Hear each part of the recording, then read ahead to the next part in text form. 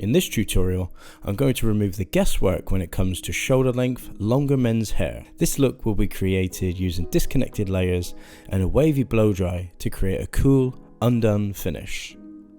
Before any haircut, it's important to assess the fix factors.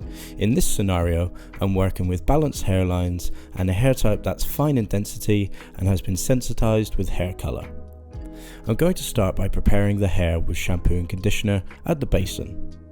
Next, I'm going to detangle the hair with a wide tooth comb. It's important to use a wide tooth comb as the hair is in a vulnerable state once it's been shampooed.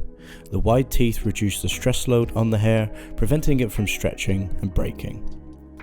While I'm combing through the hair, I'm also assessing the head shape and cutting surface. For the most part, I'm assessing where the widest points of the head are located.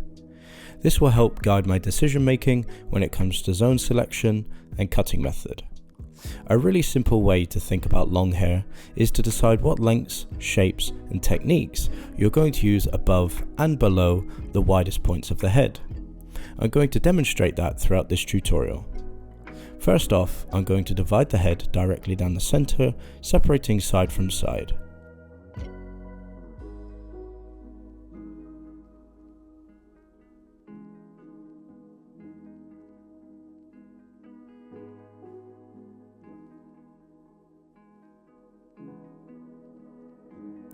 Next, I'm going to divide the back from front. I'm doing this by locating the highest point of the head and continuing the zone to just behind the ear where the hairline starts to change.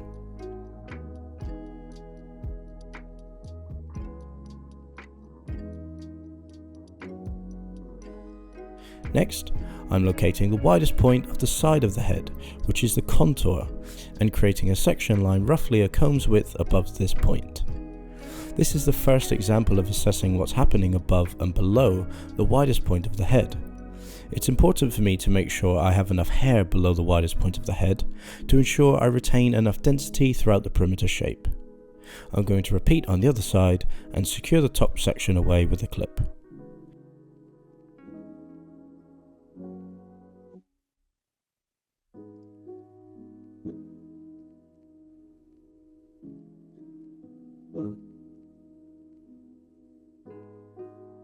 Moving on now, I'm going to locate the widest point of the back of the head.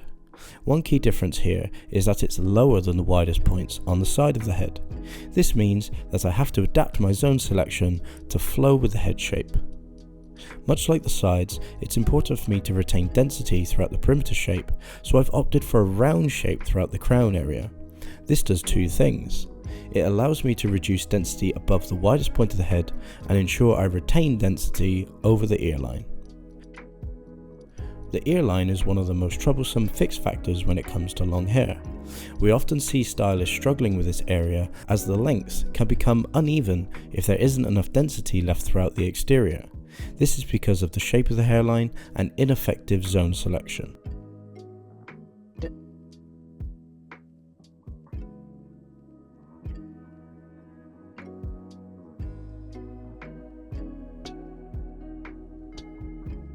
Now that my zone selection is complete, I'm going to start the haircut. I'm choosing to start this haircut towards the front of the head, as I discovered throughout the consultation that the length at the front was a preferred length, but the back was elongated a little bit too much. I'm using the front hairline as a guideline for the whole perimeter shape and cutting a square line. To begin, I'm going to divide this side panel into two and cut the line with a feather razor. I chose a feather razor because I wanted an accurate but disheveled finish on the ends.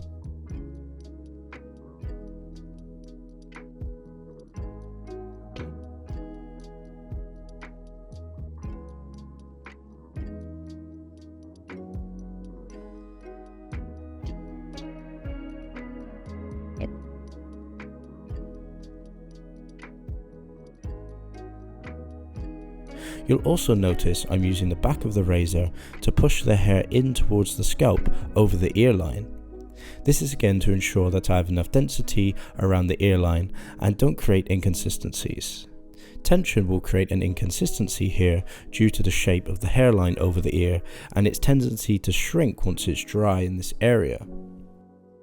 Repeat on the other side.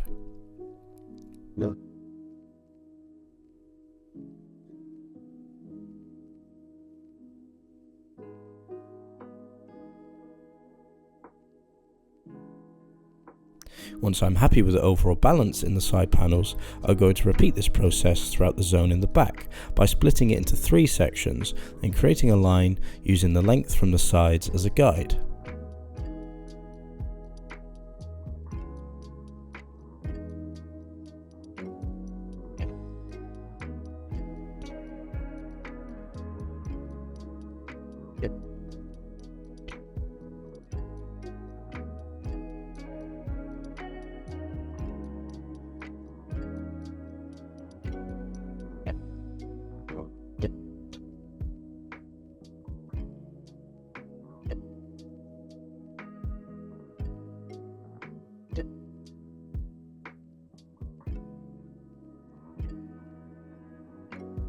Now that's the perimeter shape complete.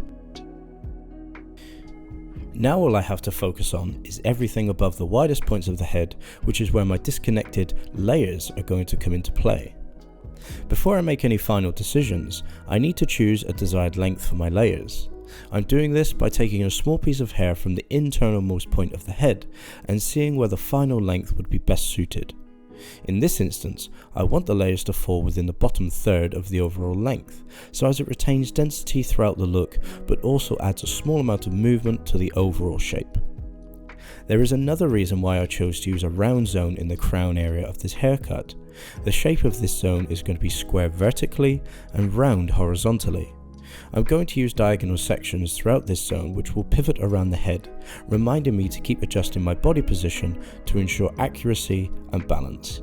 This will also minimize any excess density building up behind the ears near the mastoid bone. To start, I'm going to set my initial guideline by creating a section roughly the width of my comb directly in the center of this zone. I'm going to elevate this section 180 degrees towards the ceiling to ensure a seamless blend into the exterior shape. This means that the hairs closest to the occipital bone are over-directed upwards. This is what allows me to use disconnection effectively and reduce excessive density build-up around the widest points of the head.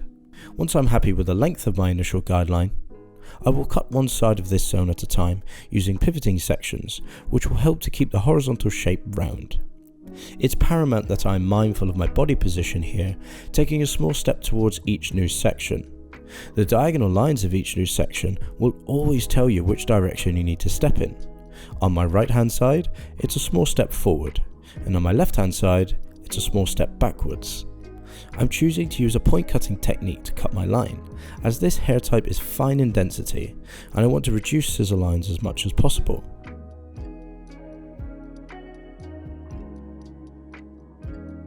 Once I've reached the end of this side, I'm going to repeat on the other side, keeping my cutting mechanics in mind at all times.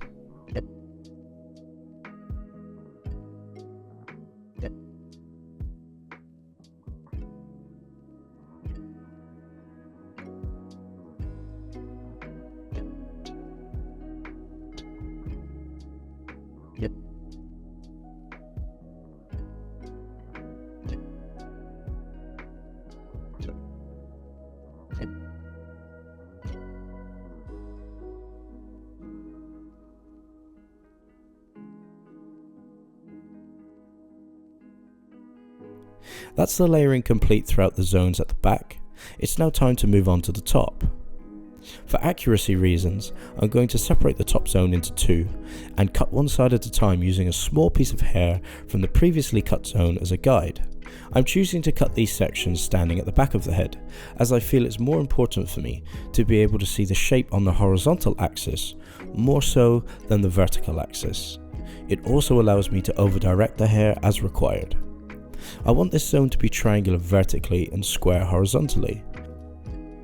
Much like the previous zones, these sections are going to be elevated 180 degrees and cut using a point cutting technique for a softer finish.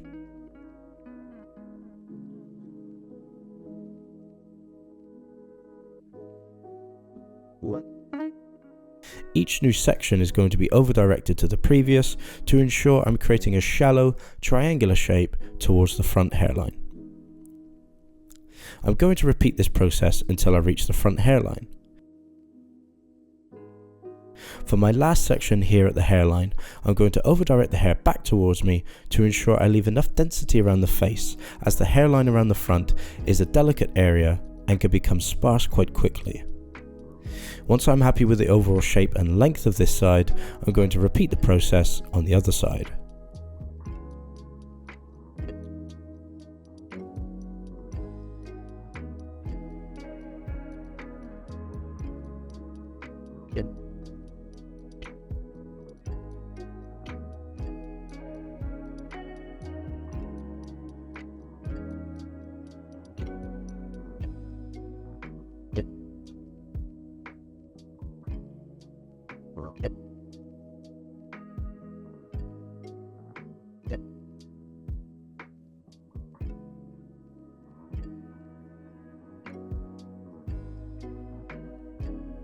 As with all great haircuts, it's important to cross-check each zone for balance. Once I'm happy with the zones above the widest points of the head, I'm going to refine the perimeter shape and ensure there isn't any excess length overhanging from the layering. This is a good sign if this happens, as it means I will have a seamless transition between my line and layers due to the elevation and over direction of the layering. Moving into the final stages of the haircut now, I'm going to add some extra texture and movement to the look by slice cutting each zone. For this technique, I've divided the hair up into 4 quadrants. Starting in the back panels, I'm going to be working from the internalmost point to the externalmost point. This is because when dealing with most humans' head shapes, most of the density usually resides internally. So it's important for me to balance out these areas first before moving into the more delicate hairline areas. I'm using a slicing scissor here to cut purposeful channels running along the hair shaft. In this instance, I'm using this technique to add more movement and texture to this fine, straight hair type.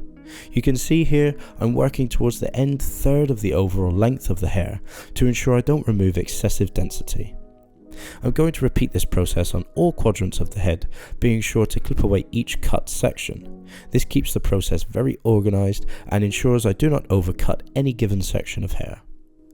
Now that the wet cutting is complete, it's time to move on to the styling. I'm choosing to use a sea salt spray throughout the roots and mid-lengths of this look to give the hair hold and texture. To start this process, I'm going to use my Dyson Supersonic with the gentle air attachment to rough dry the roots in the direction that I want them to live. It's important to direct the roots in the direction that you want the hair to be styled in, as all movement and volume generally comes from the root area. If the roots are dried in the wrong direction, the hair is not going to sit in the direction that you want it to. Once the hair is roughly 60% dry, I'm going to go back through and section the look ready for round brush drying. I'm choosing to create zones throughout the haircut as it keeps the drying process organized and efficient. I've created a zone on top of the head above the widest points. I'm leaving the side panels as they are due to the finer density of this hair type. I'm dividing the back into 2 using a deep V shape to mimic the density and flow of the head shape. I've switched to a medium round brush now, which is relative to the length of the hair and the type of finish that I want to create. Starting with the zones at the back of the head, I'm taking vertical sections roughly the width of my brush. I'm still using a medium speed and a medium heat for maximum control over the hair, but I've switched to the concentrator attachment for better airflow control. I'm starting at the root area of each section using the barrel of the brush to smooth out the hair shaft. As I stretch the hair out, after every few inches, I'm going to twist the hair with a brush and carry on the process. I'm going to put in as many twists as needed to create the desired look, but as I approach the ends, I'm going to smooth out the hair for a straighter and more disheveled look.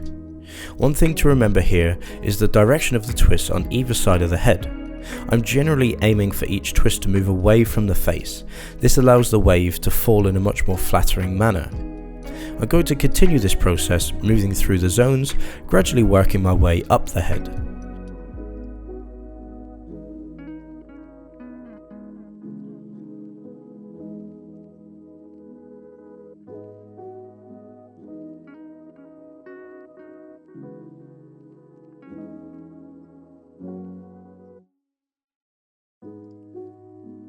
I'm being mindful not to interrupt the sections of hair I have already dried, as it's paramount they have adequate cooling time. Once I reach the zone in the top of the head, I'm going to be drying each section in a directional fashion to suit the desired outcome of this look. In this instance, all of these sections are being dried over to one side. I'm using over direction in the root area here to create more volume throughout this section in the front.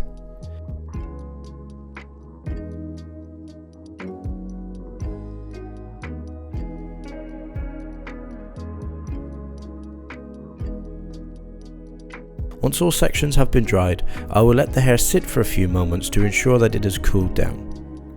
After a few moments of cooling, it's time to make the magic happen. Putting the finishing touches on a look like this is quite straightforward, as the blow drying and styling has put in all the work for us. Starting at the back, I'm going to get my model to tip his head back, and using my hand like a rake, I'm going to shake out the sections and release the wavy texture. I'll repeat this process throughout the front and place the hair as desired.